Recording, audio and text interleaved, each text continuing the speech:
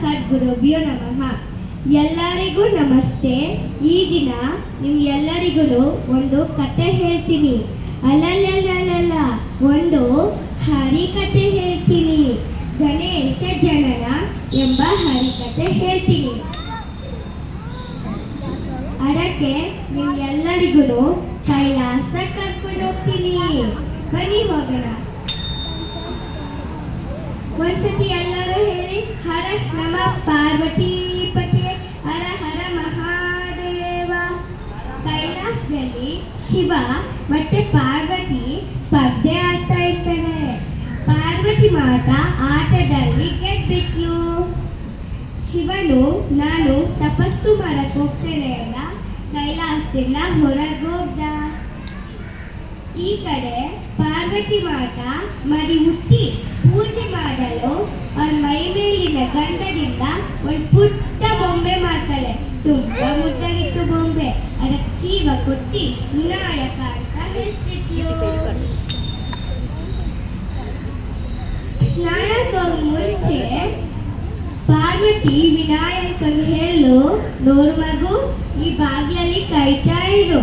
ನಾನು ಸ್ನಾನ ಮುಗಿಸಿ ಬರೋ ತನಕ ಯಾರನ್ನೂ ಒಳಗ್ ಬಿಡ್ಬಾರ್ದು, ಗೊತ್ತಾಯ್ತಾ ಅಂತ ಹೇಳಿ ಸ್ನಾನಕ್ಕೆ ಹೋಗ್ತಾಳೆ. ಇಲ್ಲಿ ಶಿವನು ತಪಸ್ಸು ಮಾಡಿ ಕೈಲಾಸಕ್ಕೆ ಬರ್ತಾನೆ. ವಿನಾಯಕ ಶಿವನನ್ನ ತಡಿತಾನೆ. ನನ್ನಮ್ಮ ಹೇಳಿದ್ದಾರೆ ಯಾರನ್ನೂ ಒಳಗ್ ಬಿಡಬಾರ್ದು.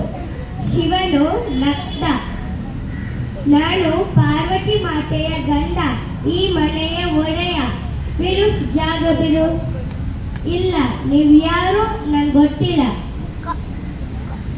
ನಾನು ನಿಮ್ಮನ್ನ ಒಳಗ್ ಬಿಡಲ್ಲ, ನನ್ನ ಅಮ್ಮನ ಮಾತು ಮೀರಲ್ಲ ಅಂತ ಹೇಳ್ತಾರೆ ವಿನಾಯಕ. ಶಿವನಿಗೆ ಕೋಪ ಬಂದು ಅವನ ತ್ರಿಶೂಲದಿಂದ ವಿನಾಯಕ ಕಟ್ಟನ್ನು ಬೇರೆ ಮಾಡ್ಬಿಡ್ತಾನೆ. ಪಾರ್ವತಿ ಮಾತ ಸ್ನಾನ ಮುಗಿಸಿ ಬಂದಾಗ ಅಯ್ಯೋ ಅಂತ ಕಿಸ್ತಾಳೆ. ಆಮೇಲೆ ಹೇಳ್ತಾರೆ, ಯಾರು ನನ್ನ ಮಗುನ ಕಟ್ಟು ಬೇರೆ ಆಮೇಲೆ ದೇಹ ಬೇರೆ ಮಾಡಿದ್ದಂತ ಹೇಳ್ತಾನೆ. ಶಿವ ಎಷ್ಟು ಸಮಾಧಾನ ಮಾಡಿಸ್ರು ಅಲ್ಲೋ ನಿಲ್ಸಲ್ಲ.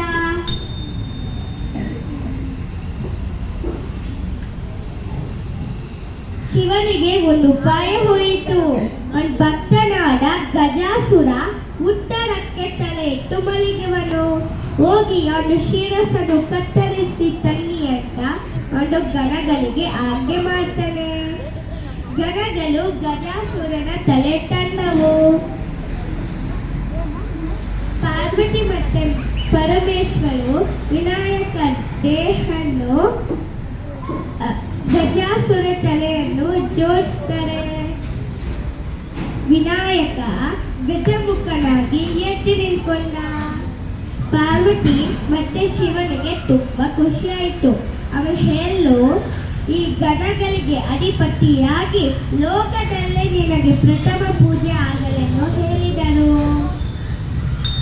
ಅದಕ್ಕೆ ನಾವೆಲ್ಲೂ ಏನಾದ್ರು ಕೆಲಸ ಮಾಡಕ್ ಮುಂಚೆ ಗಣೇಶನಿಗೆ ಪೂಜೆ ಮಾಡ್ತೀವಿ. ಇವಾಗೆಲ್ಲ ವಿಘ್ನ ವಿನಾಯಕ ಗಣೇಶನಿಗೆ ಜೈ ಅಂತ, ವಿಘ್ನ ವಿನಾಯಕ ಗಣೇಶನಿಗೆ ಜೈ. ಶರಣು ಶರಣು ವಯ ಗಣನಾಯಕ, ನಮ್ಮ ಕರುಣ ನಿನ್ನಲಿ ಕಾಯೋ ಗಣನಾಯಕ. ಹೋಯ್ ಶರಣು ಶರಣು ವಯ ಗಣನಾಯಕ, ನಮ್ಮ ಕರುಣ ನಿನ್ನಲಿ ಕಾಯೋ ಗಣನಾಯಕ, ನಮ್ಮ ಕರುಣ ನಿನ್ನಲಿ ಕಾಯೋ ಗಣನಾಯಕ. ಧನ್ಯವಾದಗಳು.